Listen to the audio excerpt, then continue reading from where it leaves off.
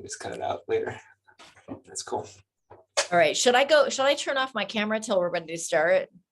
It doesn't really matter. And actually we'll have a recording actually afterwards. That we'll just put up on the website, our website. And in the recording, it's not split screen like this. It follows the speaker. So you can just leave your camera on. That'd be fine. Okay, but then does that mean that before we start, I can be seen by everyone who's entering? Yes. Yeah. So you're seen right now. So it's up to you. Okay. I'm just going to be preparing. Okay. Perfect.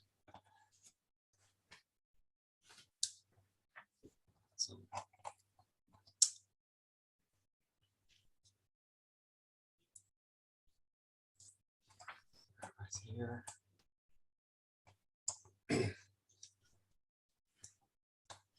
So I'll go ahead and begin. I'll just do some introductory stuff and we'll move on from there. All right, so first I just want to welcome everybody for joining us for our final reading of the semester. This is our 10th week of the Celebration of Literary Arts, sponsored by Des Moines Area Community College. We've had an amazing roster of writers this year, mostly online, obviously. But we're ending with one of my favorite writers, and I know many of your favorite writers. I've been getting a lot of wonderful emails this week about it. Is Jennifer Egan, be kind of our anchor for the Lit Fest this year. So once again, I just want to thank everybody for supporting us, and that includes several people who make this happen. Besides me, of course, is Jim Stick, our Dean of Liberal Arts, who has been supportive of this literary festival for over 20 years. Faculty and students who have been, spending time promoting and coming to the readings and asking great questions. Student Activities Council for providing some funding for us. And also Beaverdale Books, who is our local independent bookstore, who has been supplying books to us for the last 20 years, including this year. So just a small note about books. We have actually, Jennifer Egan, who is with us today, is the one who started this trend this semester. So when we invited her, instead of taking the honorarium, she said, I will do it for free, and instead, why don't you buy books and give it to your students at no cost to them? And we were happy to do so, doing it through Beaverdale Books, a local bookstore. And as a result of that, actually, we ended up asking the same offer to all our visiting writers this semester, and almost all of them took advantage of that. So in other words, we have a lot of books to give away. We've given away many of them already, but we like to hold some back until after the reading, of course. So I'm going to put my email into the chat, and if you are interested and want a copy of Jennifer Egan's book, as well as any of the books that we've been procuring throughout the semester, just email me. I'd be happy to send them. We've been sending them all across the country, actually. So never hesitate to do that. But anyway, with no further ado, I'll do a small introduction, and then we'll begin with some questions for our visiting writer. She'll read for a few minutes, and then we'll end with a more traditional Q&A. So anytime you have a question, just go ahead and throw it into the chat. And I suggest using the chat for comments or questions or things that you enjoy about the reading. We've been having some good conversations in the chat throughout the semester. We also have a Q&A drop box that's more anonymous. I will be able to see it, but the crowd won't. So feel free at any time to answer a question, and we'll try to get to that in the last 10 or 15 minutes of the hour. But first, let me introduce Jennifer Egan, who is the author of several novels and a short story collection. Her 2017 novel, Manhattan Beach, a New York Times bestseller, was awarded the Andrew Carnegie Medal for Excellence in Fiction and was chosen as New York City's One Book, One New York Read. Her previous novel, A Visit from the Goon Squad, won the 2011 Pulitzer Prize, the National Book Critics Circle Award, and the Los Angeles Times Book Prize, and was recently named one of the best books of the decade by Time Magazine, Entertainment Weekly, and several others. Also a journalist, she has written frequently in the New York Times Magazine. She recently completed a term as president of PEN America, and her new novel, The Candy House, is a sibling novel to A Visit from the Goon Squad, and was published last week, and it's already at close to the top of the New York Times bestseller list. So Jennifer Egan, welcome, and thank you for spending the hour with us. Oh, it's a pleasure. Thank you so much for having me. Absolutely. one of our first questions that we were thinking about is the new book and how you call it a sibling novel as opposed to, say, like a sequel to Goon Squad.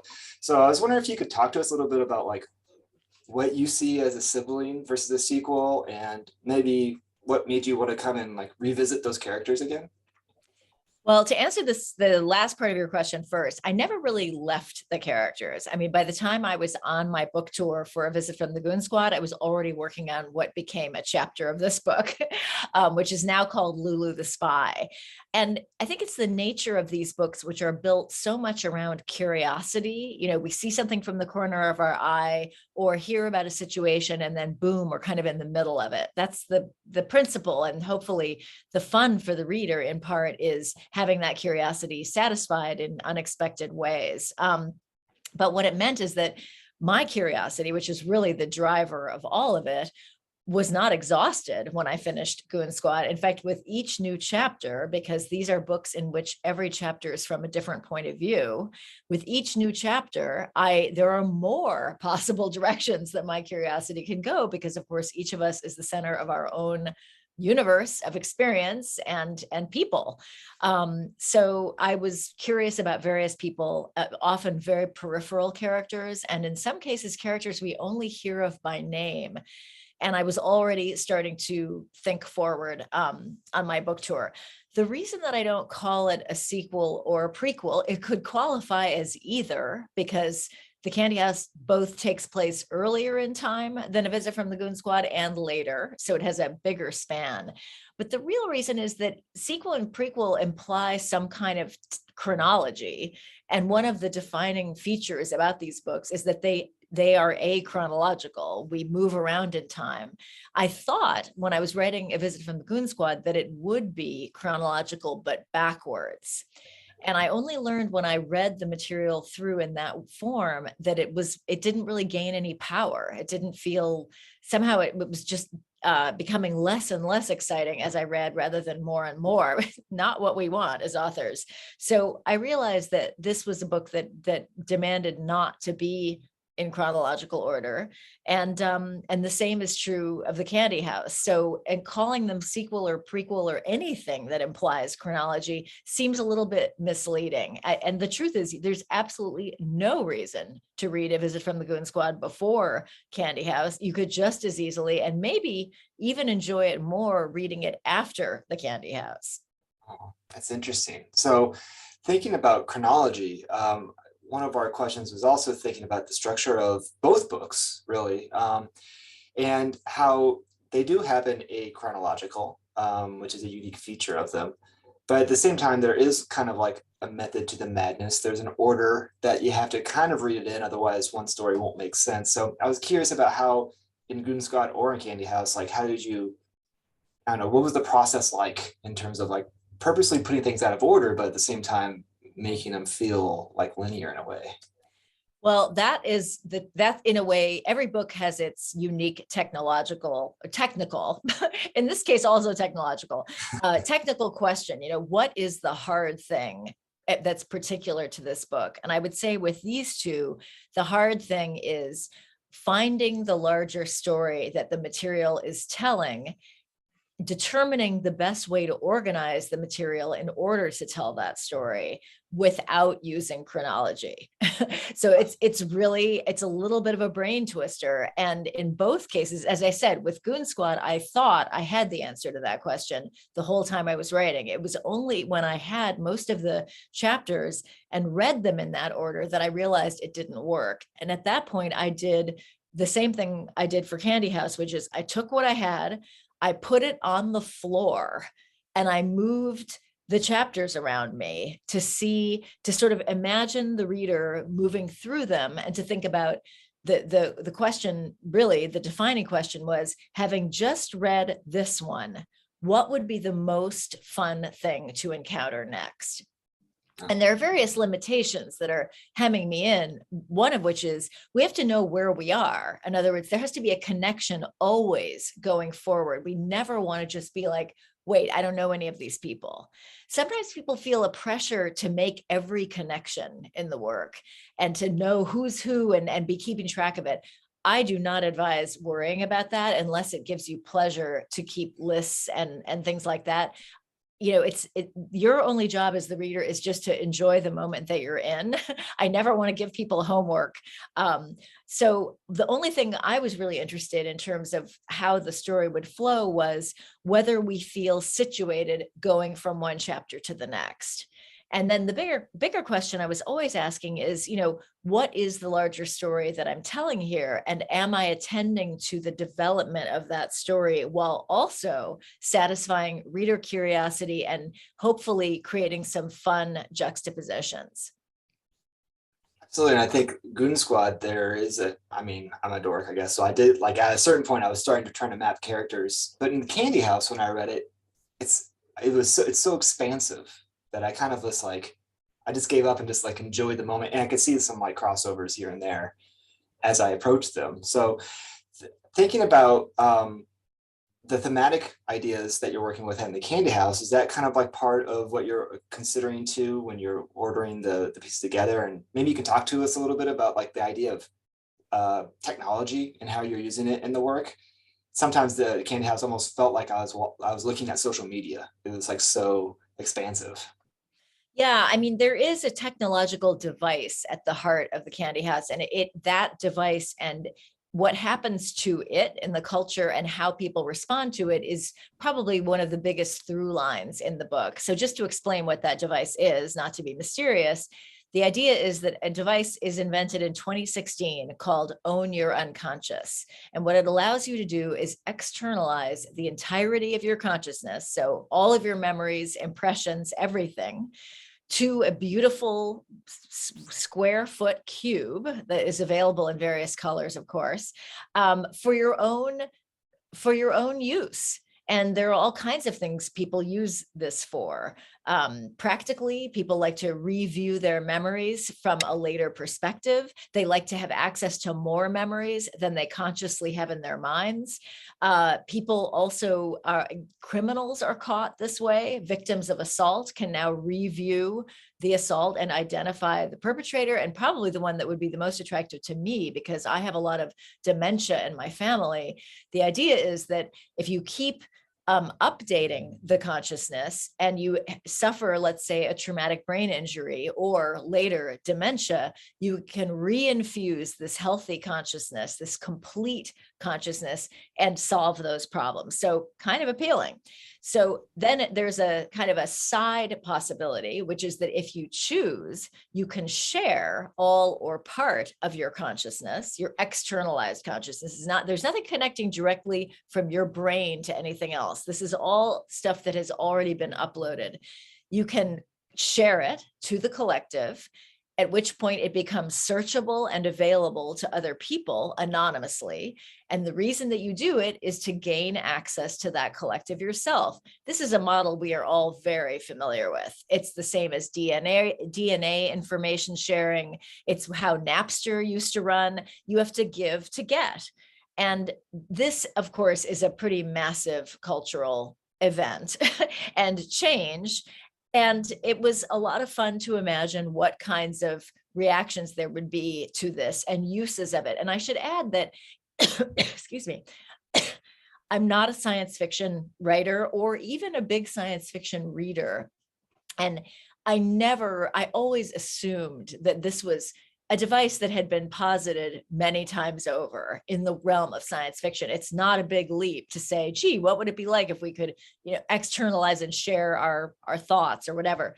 So it's not novelty that I'm going for here. It's much more trying to examine what the lived experience of such a thing would be. And I write about people using it for various things.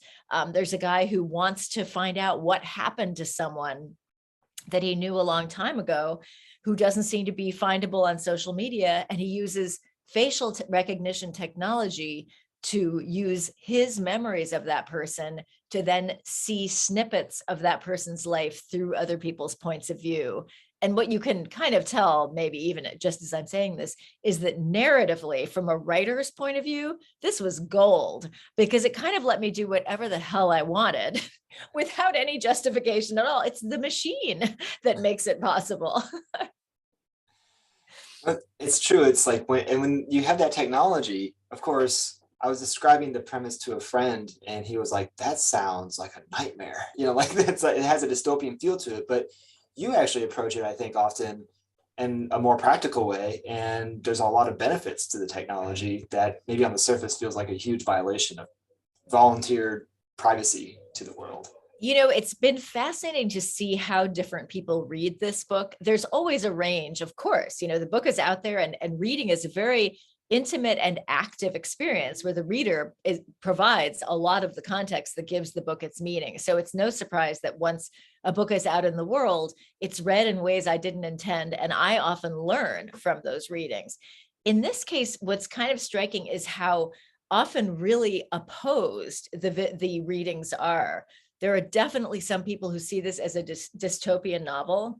For me, it was not, because I am much more curious than I am judgmental when I'm writing fiction. I guess one way of saying it is, just for me as a writer, dystopia is not interesting. It feels familiar and in a way a little bit easy. And I'm just speaking for myself. I have enjoyed dystopian novels, don't get me wrong, but for me to write about something or to take an approach while writing, I have to be excited by a sense of discovery of what is going to happen while I am there imaginatively. And for whatever reason, dystopia doesn't have that for me. So I saw it much more as a kind of thought experiment that would be fun to explore in all of its ramifications. But then the other important element of this is that it's a kind of crazy idea. I mean, it exists in science fiction, this idea that we can externalize the content of our brains.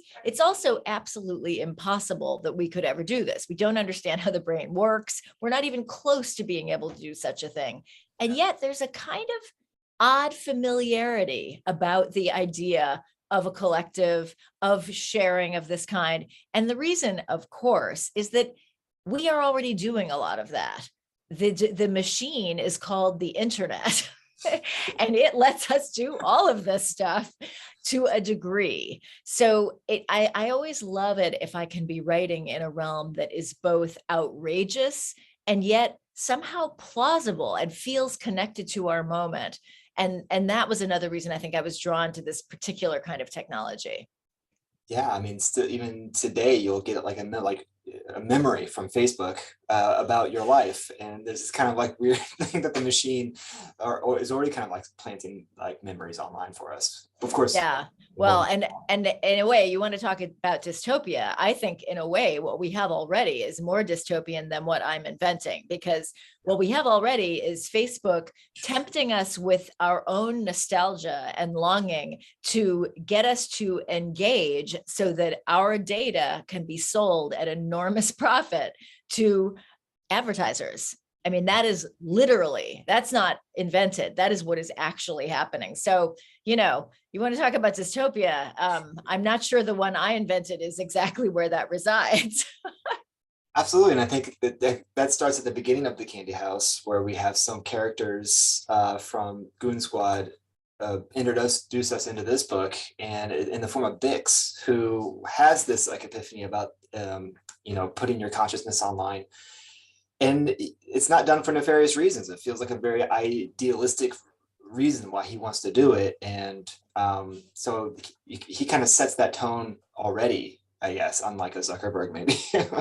Well, one thing that's really interesting to me, and another reason that I think I try to really investigate all of this without judgment, is that I know many people are worried, and I'm certainly among them, about the impact of technology, what these tech icons who have so much power, whether they're really trying to use it for good or evil or whatever. But I tend to be very aware of the fact that most people believe in what they do. Most people, on the whole, obviously there are exceptions, but on the whole, people tend to think that what they're doing is going to make the world better. And watching someone invent with that perspective and having even that person be amazed by the unintended consequences is so much more interesting to me than an evil genius cackling away in some sort of fortress like in James Bond movies. that's fun in a James Bond movie, but it would not be, I think, very fun in a book like mine. It's just too easy. In a way, it would that it were that simple. Would that it were just some evil people trying to do evil things. That's it. That's not how it happens in my experience. People are trying to do good. It's very hard to predict the consequences. And those of us who participate in technology often don't even understand what the transaction we're engaging in really is until we're already in pretty deep. So again, that's just a reason that I'm always interested in the nuances and the curiosity and goodwill that often exists at the beginning. And to return to Bix, who is a very minor character in Goon Squad, most people don't even remember him, but he does basically predict social media in Goon Squad in the early 90s. And as soon as I wrote that scene, I thought, I bet he goes on to invent it. He's the guy who makes social media. And so we meet him in chapter 1 of the Candy House, not knowing what he's going to do next. He's a massively famous guy. Everyone knows him by his first name. He's super rich, but he's only 41. Now what? And so what really moves him to start thinking about externalization is a wish to remember something of his own, which is another event that happens in Goon Squad. And that is that he was present right before a kid who was at NYU, an undergrad, while Bix was a graduate student, ends up drowning in the East River in New York in a terrible accident. And Bix is somewhat haunted by this event. It's a huge thing. This kid was 19 years old. And so he returns to the place where he last saw this kid and another kid who was with him, who was actually present at the drowning. And I investigate all of that in the Candy House too. And Bix finds himself realizing that he actually can't remember so much about that encounter. And that's something I really relate to. We return in our memories to all kinds of little moments, but we often can't find anything around those moments. The moments are limited, and we go over the same ones again and again.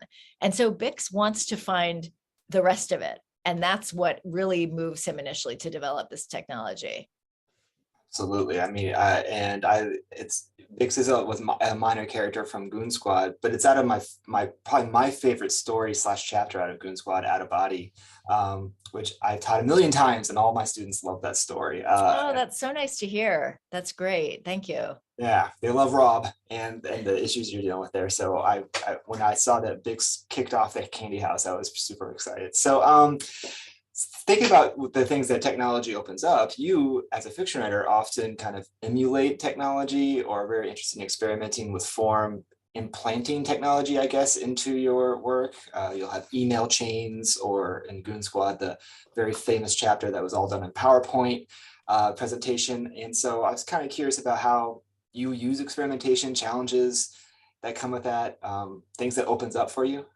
Well, it's interesting. I don't approach it thinking, how can I use technology per se, but I'm always thinking really about everything I encounter. How can I use it for fiction? And any sort of discourse is really interesting to me in that way, because if you go back to the earliest novels in let's say the 18th century, those novels are really wild. And when reading these, what you come to realize is that the novel was invented basically to be wild, to pull all kinds of communication into itself and use those things to tell fun stories. That's what I see the purpose of the novel as being. And of course, the options were more limited then. It was the 18th century. But for example, letters were one way to tell a story, and that is often used in very early novels. You have whole novels that just consist of letters. So I've wanted to do that for a really long time, both because it seems fun, I haven't done it before, and because it harkens back to the very earliest novels. And of course, nowadays we don't really write physical letters anymore, or not very often. So the obvious way to do that was in electronic communication. And I don't, because that chapter takes place in 2034, I don't really specify what form of electronic. I mean, maybe it's text, maybe it's email, maybe it's Slack. We don't know. But but it just was fun. Same with PowerPoint. I became aware that people were using PowerPoints. I only dimly understood what they were. I thought, wait a minute, if they're doing presentations using this, maybe I can write fiction using this. So that is just an immediate thought I have about anything that seems promising narratively. And it's not always technological per se. Like, I will sometimes think as I listen to a song, oh, I like the way the song is structured. I like the way this beat that we didn't notice was there then asserts itself later and kind of changes the mood. And I'll actually make a note, try writing fiction like, and I'll put down the name of the song. So of course, it's no surprise that some of what I end up doing ends up being pulled from the world of technology, because so much of our storytelling nowadays is reliant on technology. But it's really, I mean, here's an example. Yesterday, someone was telling me about their grandmother's quilting and how their grandmother made quilts in which each little square told a different little story. And I got out my notebook and wrote quilts. So we'll see if I can find a way to include a quilt in one of my novels. If I can, I will. And so I assume like sometimes the experiment like works, sometimes it doesn't work. Sometimes you have to like really kind of reframe it to make it work. So I was kind of curious about how, how the form is matching the content sometimes for you, and how, for instance, when, I tell people that there's a PowerPoint presentation in Goon Squad, they're like, oh no. And I'm like, it works. It's so brilliant. You don't think it's going to work, but it's like so captivating. So I'm kind of curious about what you go through to craft those. Well, that is a really important question. And the answer is usually it doesn't work, because it's hard. So then to look at it from the other side, the only way it does work is if I can find a story that can only be told using that form. What really doesn't work is to take a story that could be told conventionally, let's say, and to try to force it into a mold that feels like structurally experimental. It doesn't work. And sometimes, even if I'm not trying to do something that is, kind of obviously, ill-fated, like forcing a story into a structure, I even beginning very experimentally, like, I'm interested in this time and place, which is always my portal in, I should add. And I kind of want to try to use, let's say, Twitter, because I wrote a chapter of The Candy House for Twitter when it was at 140 characters. Let's just see what happens. Even just approaching it in that open, experimental way, usually what happens is I can't do it. And I discover that really quickly, because instead of feeling a sense of expansion, which is what I want to feel when I start writing, I feel a sense of constriction and constraint, and I can't go forward.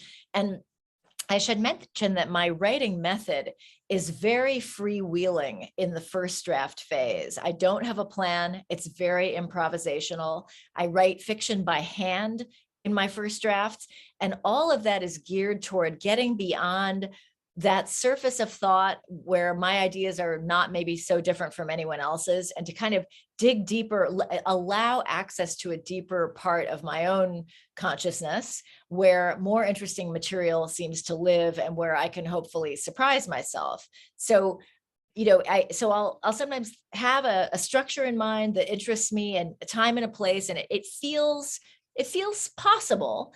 I start writing in this improvisational way by hand, and sometimes I can't even get a page done because it's not happening.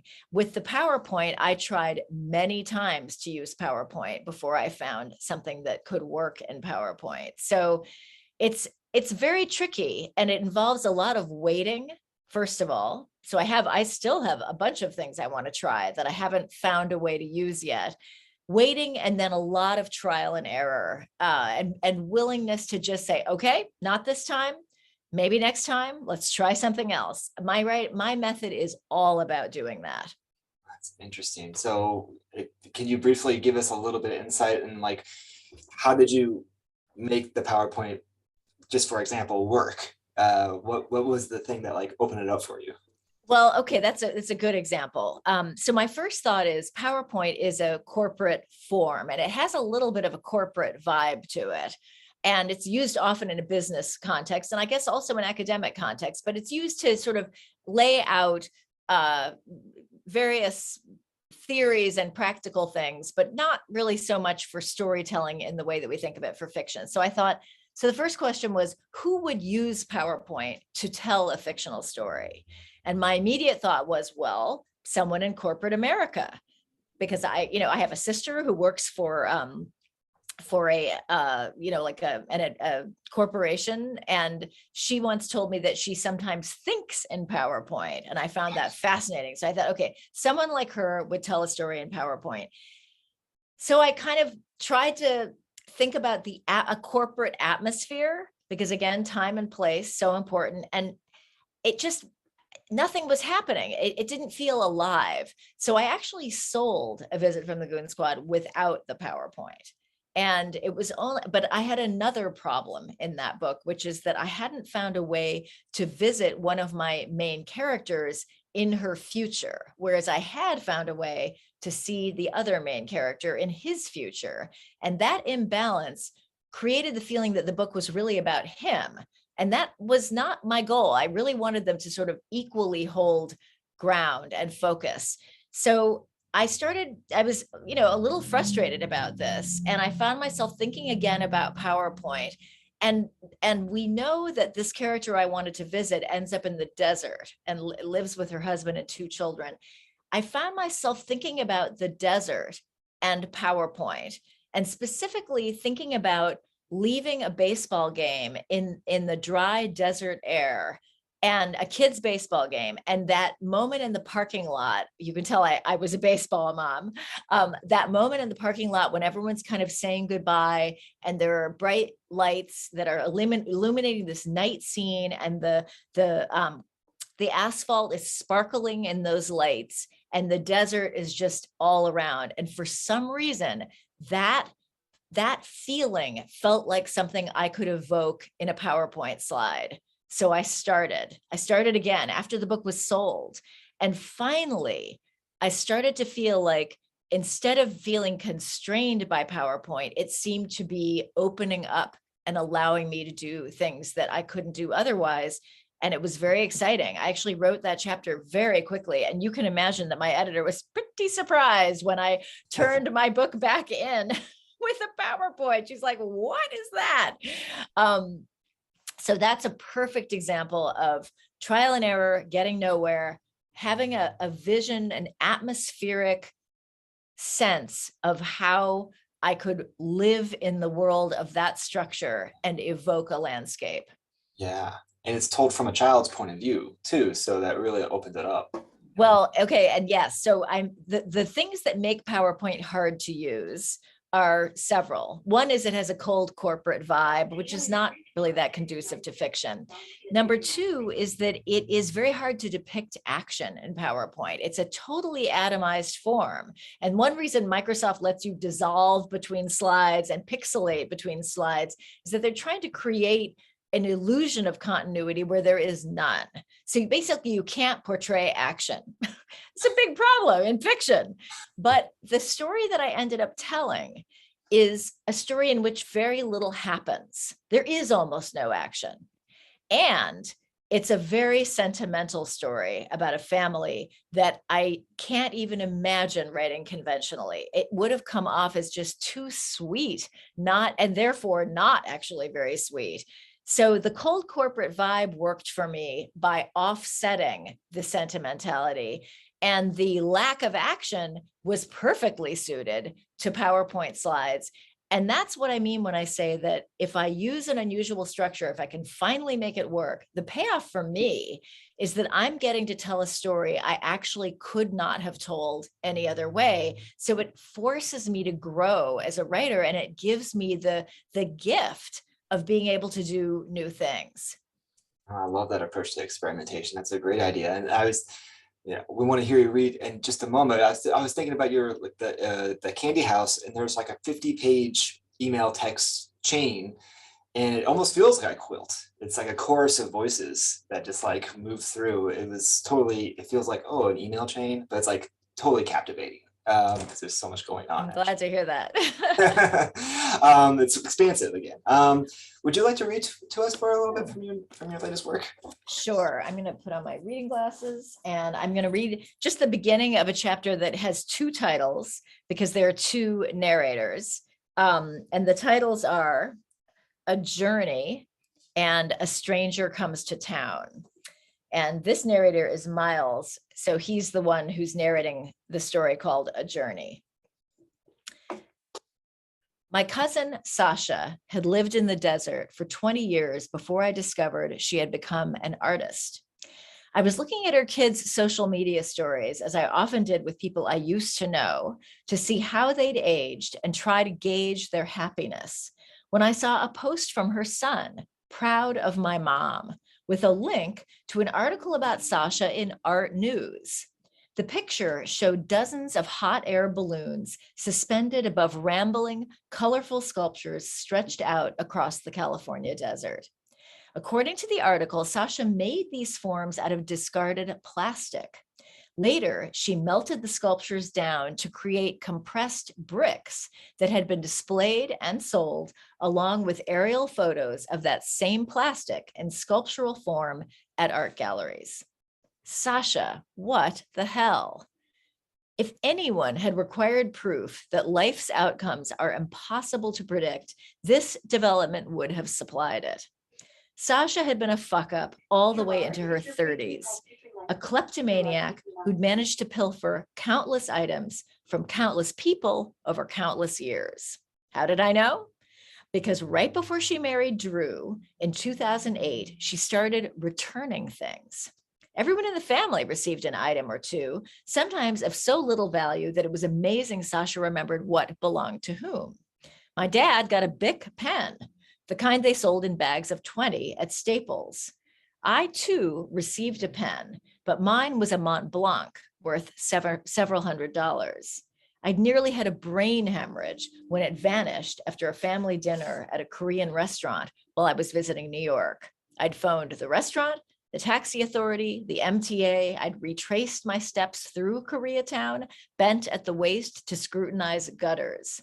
When that very same pen showed up in my mailbox a couple of years later with a handwritten note that began, "Since my teenage years, I have struggled with a compulsion to steal, which has been a source of great anguish to me and of loss and frustration to many others," I called my dad. "I know," he said, "I got a Bic. I'm not even sure it's mine. It might have belonged to the restaurant." "Can we please be done with her, Dad?" I asked, "once and for all. She's incorrigible." "She's the opposite of incorrigible," he said. "She's making amends." "I don't want her amends. I want her to disappear." "What makes you say things like that, Miles?" I remember exactly where I was standing when we had that conversation. On the deck of the lakeside Winnetka home, Trudy and I had over-leveraged ourselves to buy. She was pregnant with Polly, our first, and painstakingly decorated together, the site of a planned domestic idyll of children, holidays, and family reunions that we'd rapturously envisioned since meeting at law school in the University of Chicago. Holding my phone, looking out at twinkling Lake Michigan, I understood with sudden clarity that doing the right thing, being right, gets you nothing in this world. It's the sinners everyone loves, the flailers, the scramblers, the bumblers. There was nothing sexy about getting it right the first time. Fuck Sasha, I thought. I'm fully aware that Sasha emerges from these descriptions as sympathetic, whereas I come off as a moralizing prig. I was a moralizing prig, and not just toward my cousin. My father, who treated Sasha as a daughter and whom I saw as her enabler. My mother, whose romantic adventures since my parents' divorce I found sickening. My younger brothers, Ames and Alfred, both of whom I deemed lost before they turned 25. No one escaped the roving, lacerating beam of my judgment. If anything can be said in defense of the person I was in 2008, the year Sasha made amends and Polly was born, the year I turned 30, It can only be that I was least forgiving of myself. Every move I made was aimed at harrying myself toward greater excellence. But certain things, like sleep, resist rigid control. In high school, my insomnia had made it possible to excel academically while also playing 3 varsity sports, working for a tree pruning company, and pleasing a finicky girlfriend. I bridged the gap with peanut butter, which I ate by the jar, and teenage energy. But Polly was colicky, and by then I was the youngest partner in my law firm's history, and the workload was crushing. I started taking sleeping pills at night and then Adderall in the morning to get me going, and eventually throughout the day to keep me sharp. When the Adderall made me jangly, I'd calm down with Xanax or Percocet in the afternoon before knocking myself out with more sleeping pills at bedtime. I saw this metabolic tinkering as nothing more than taking care of business, and the ease with which I chemically managed my deficits, coupled with a slight drug nausea I often felt, made me doubly impatient with everyone else.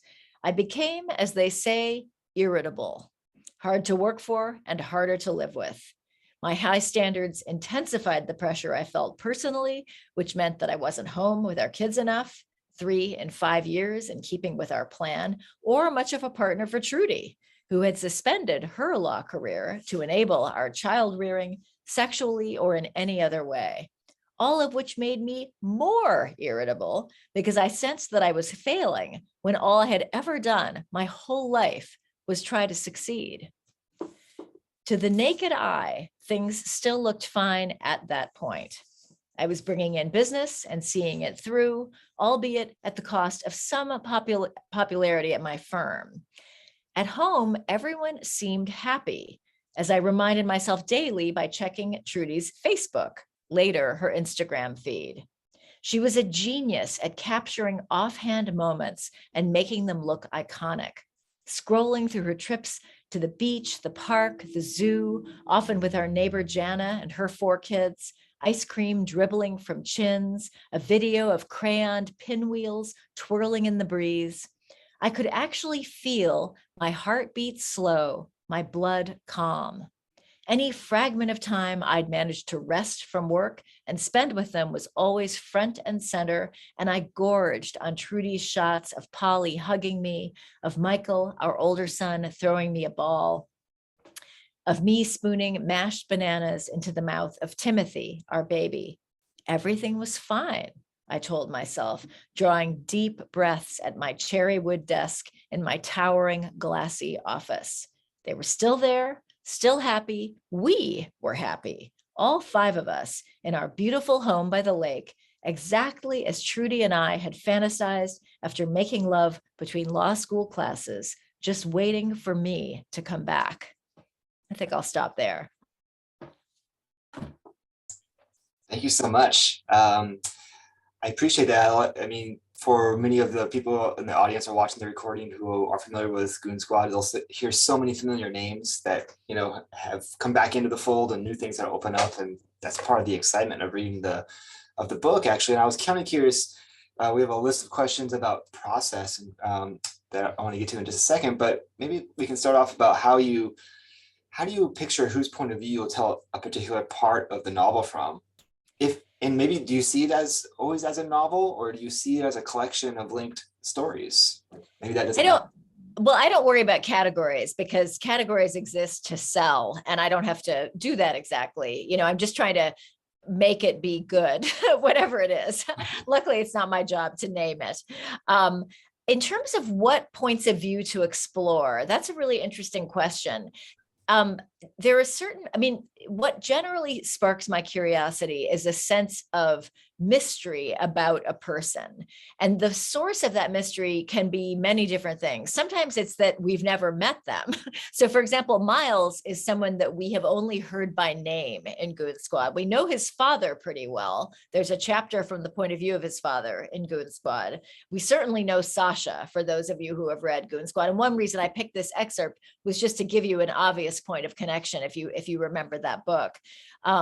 So I was interested in all I was interested in Miles and his two brothers, and I write about all of them quite a bit in this book. And I think what excited me was exactly the fact that we know nothing about them. Who are they? And also the timing of their births. They're all much younger than I am, but they're right at that transition from pre-internet to internet life. And that really interested me. So I think maybe that was part of where my curiosity came from. Another source of mystery can be that we do see more of someone, but they're very opaque. They're just one of those people whose inner life is really hard to touch from the outside. So there's a character in Goon Squad called Lulu. She's very peripheral. We meet her as a child. We meet her later as a young adult. We never have a sense of who she is inside. That's kind of an invitation to me. I want to know. I'm that person who walks down the street and glances into lighted windows and thinks, why can't I just go into that room? And fiction lets me do that. So being curious about someone, here's another thing that makes someone mysterious, that they seem a little stereotypical, because the stereotype is just an expression of distance. If we're using a stereotype, it simply means we are too far away to see the individuality. So that's always an invitation, because it means I'm not close to that person. So for example, in Goon Squad, we have a character named Lou Klein, who's really a very problematic man. He seduces a high school student. He ends up spending a long time with her. She ends up with a drug problem. He breaks through multiple marriages. I mean, this is really a guy that you could easily say is bad news. He is bad news, but no one is just bad news. Everyone is their own universe of memory and feeling and longing and pain. And the fact that Lou seems to be such a source of bad news made me really interested in seeing him from another angle. And so in The Candy House, I look very much at Lou's experience as a parent through the eyes of his children. And that was really fun. I felt like I was discovering something about someone who seems not to have a lot of dimension is the most fun kind of discovery, because it feels kind of like a revelation where we perceived shallowness, we find depth. Depth is everywhere. It's just a matter of how willing we are to look at it, to find it. Awesome. That's a great kind of like exercise in empathy and looking at somebody. I love that. Empathy is the if I could name the job of fiction in one word, there would be a contest. It's either empathy or fun. Those are the two things that have to be present for fiction to work, in my opinion. And empathy is critical. I do not write about people like myself. I'm not interested in, I love my life, but I don't want to live it twice. I write fiction to be transported out of my life, the same reason I read it. So I am, by definition, always outside of my realm of expertise. I love writing from a male point of view, because that just immediately creates a separation between that person and myself. But writing the way I do means that I'm always outside of my field of expertise, and empathy is my tool, empathy and extrapolation, because we have a range of experience, each of us. And if we use empathy, we can very often extrapolate from our experience into the experience of someone else. Here's an example. I write about Sasha in A Visit from the Goon Squad. She clearly has a problem with stealing. I don't really know if she fits the definition of kleptomania, because I've never looked it up. And again, categories aren't really helpful as a fiction writer. They're helpful if you're a doctor and need to treat someone, but not really when you're talking about an individual human. I am very lucky to say I have never had a problem with stealing. But when that chapter was published as a short story in the New Yorker, I got some slightly anxious questions from neighbors who said, is that something, you've ever dealt with? And I thought they're thinking, okay, we're going to have to count the silver before she comes over next time. And I said, no. And then they said, well, how could you write about it then? But the answer in a way is not that complicated. We all engage in cycles of reward that we know are not healthy. It may not be addiction. It may just be compulsion. That could be a relationship that we know is bad for us, but we kind of can't stay away from it. It can be, a love for mozzarella, which I have, which I sometimes, eat so much of it. It's clearly not good, but I really want it. Whatever. That I extrapolate from my memories and experiences of compulsion into the mind of someone who is compelled to do this other thing. It's not that hard. I think if we use this tool more often, a lot of the divisions that exist in our country and our world would become less insurmountable. This leads to like one of our other questions, thinking about writing outside of the self and like not knowing the other, and therefore trying to write to explore that. One of our questions is what kind of research then goes into the work like Candy House? So I guess one way to think about understanding things you don't know is to do a little research. Do you do research, and how do you approach that in your work? Well, it depends on the project. With Manhattan Beach, which is my last book. So sorry, there's like a loudspeaker system here that I can't control. With that book, which was written about a period outside of my lifetime, it took a massive quantity of research because I didn't have any context, and context is the one part of my life that I actually do use. Times and places that I know, sensory memories of times and places that I know. So that was really hard and required, the equivalent of years of research. I had to stop doing journalism just to devote all of that time to research. With a book like The Candy House, there's not much research ahead of time, but I do a lot of due diligence afterward. And that is very common for me.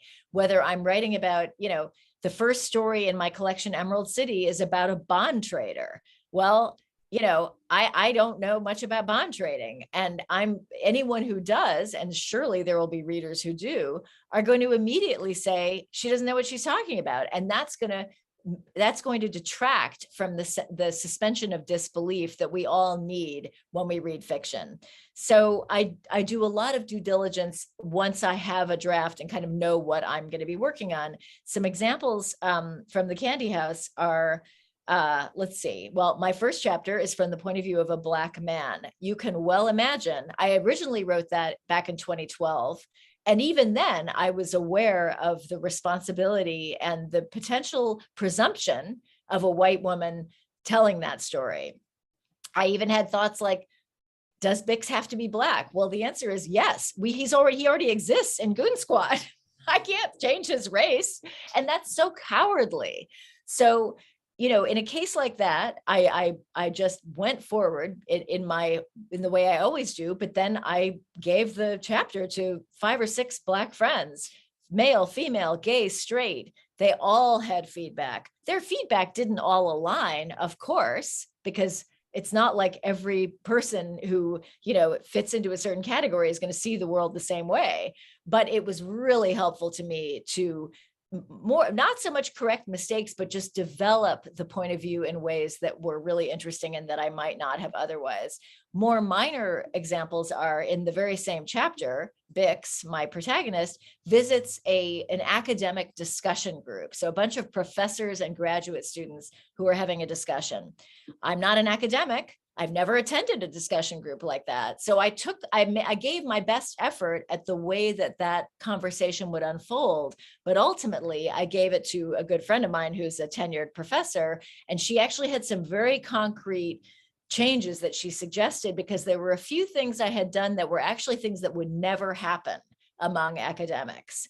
So there, on matters great and small, I'm always wanting to check. And I should make a larger point, which is getting feedback along the way is a critical part of my method. Not even necessarily checking my facts, which is, important, but I have a writing group and I dedicated this book to them. Their names are right on the dedication page. And I find getting their feedback at every phase of the process to be indispensable. I bring in stuff that very early to find out if it's alive.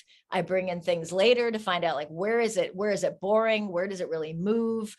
Just getting outside points of view. So I'm someone who, in general, and maybe it is because I'm always outside of my own life, I really need feedback because I want to make it better.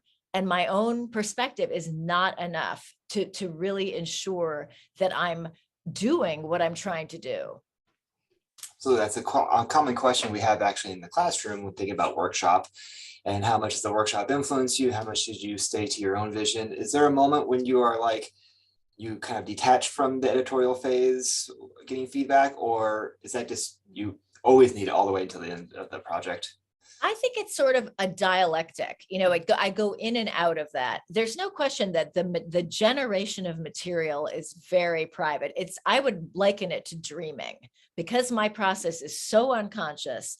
And by the way, you can sort of look at this if you're interested on my new website, jenniferegan.com, which shows the homepage is a piece of graph paper with a bunch of little shadowy things on it. Each one of those leads you to the first page of one of the chapters in the Candy House as published. If you hover over the first paragraph, that will peel away to reveal a marked up typed manuscript. And if you hover over that, you'll get back to my first draft by hand, dated, and usually with a notation of how many pages I wrote that day. And it's funny, one of them says 5 pages, exclamation point, and then I wrote, yay. So it's a handwritten artifact, which I'm able to display because I happen to create handwritten artifacts as part of my process. Anyway, so that is very private, very interior. There are phases where I want to know how it's working, and I don't feel I can really judge that on my own. But when you talk about, I never would want to feel that I was losing my vision or handing over my vision. That would be not good. And sometimes, and I should add, getting feedback is really hard. It's never comfortable.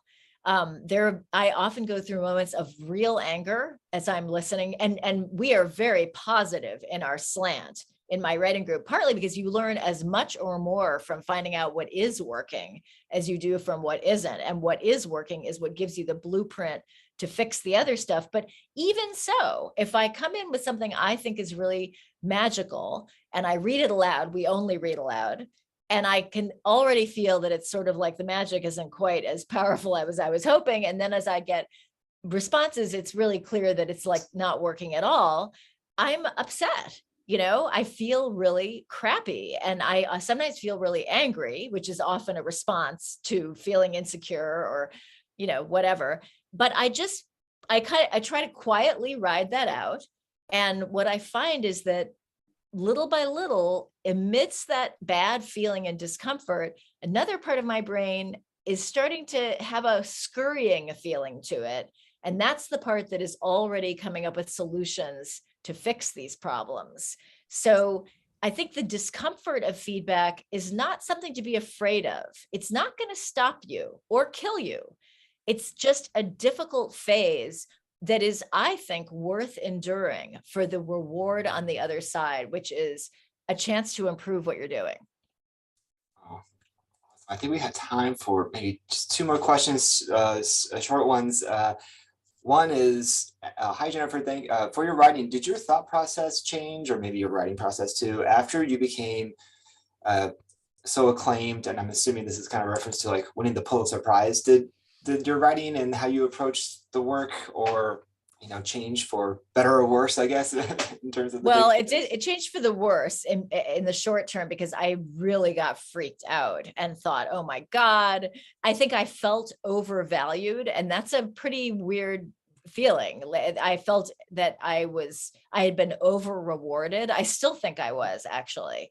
There are a lot of good books out there. In the end, it's luck that determines who wins prizes. And I say that as someone who has helped to judge prizes. It's just about pleasing the right number of people. It's in the end very handmade, just like a first draft. So I think when I was working on Manhattan Beach, which was my next book, I really felt sort of like lightning might come down and just strike me dead or something. I felt like I didn't remember how to write, and I felt really detached from writing. And I would say that it veered into a bad mental health state for a few months there, which I worked through. It was, in the end, it was an extreme discomfort that I was able to survive and keep working through. But no, my method hasn't changed at all. And it would be a worrisome thing. And in fact, I think part of what was so worrisome was I felt unable to do what I have always done, which was get in there and start writing. I felt frozen and scared. And it's a reason that incremental success that comes slowly and gives you a chance to get better at whatever you're doing, I am such an advocate for that. Our culture wants stars. It tells us all we have to be stars young. This was even true before the internet, but oh my God, now ignore. The only thing that matters is getting better. And it's hard to do that if you feel the whole world staring at you.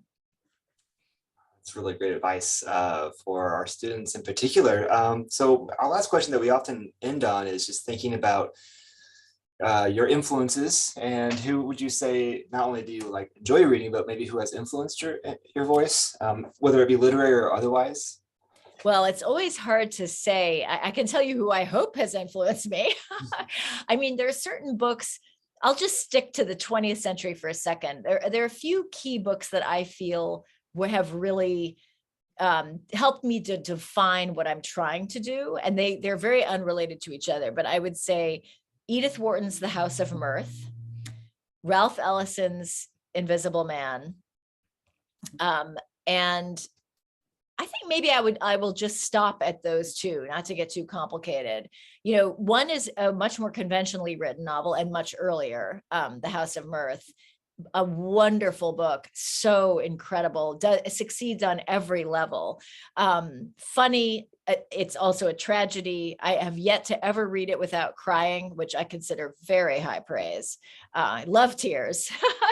And just such nuanced writing, amazing characters, multiple points of view, and a very severe indictment of the world in which women had to function and the sexual mores that governed their behavior at that time. And it's a moment to mention that one of the great gifts that fiction written outside of our lifetime can give us is just the time capsule benefit of knowing exactly what it was like to be alive at another era, technologically, morally, socially, etc. And then Invisible Man is an amazing case of what we were talking about earlier, fitting form to story. Ellison uses all of the techniques of modernism, interiority, kind of stream of consciousness, you know, very internal and strange narratives, not to just tell a particular story, but to express the kind of alienation and isolation that results from racism.